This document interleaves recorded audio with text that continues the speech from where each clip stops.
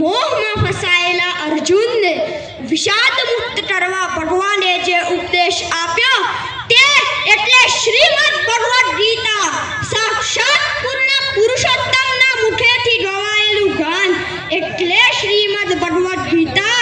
અને આમાં કાંઈ એક બે વાક્યો નથી સાહેબ, 18 અધ્યાય અને 700 શ્લોકો છે.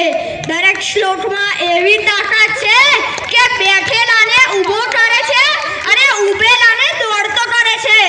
કહેવાય છે કે દુનિયાના દરેક પ્રશ્નનું નિરાકરણ આપણને મા ગીતામાં જોવા મળે છે.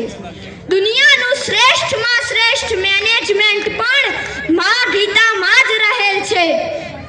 આજનો બુદ્ધિજીવી વ્યક્તિ વિચારે છે કે ગીતા એ તો એક ધર્મ પુસ્તક છે, એટલે કે હિન્દુ ધર્મનું ધર્મ પુસ્તક.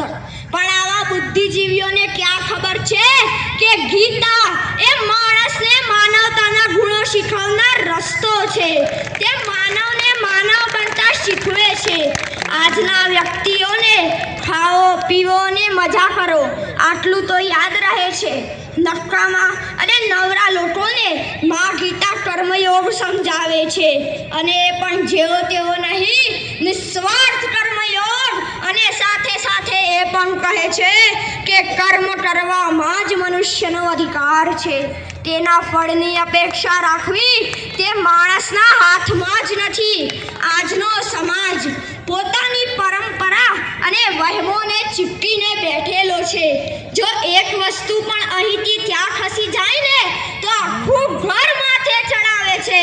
આવા સમયે મા ગીતા સમજાવે છે કે પરિવર્તન એ જ સંસારનો નિયમ છે.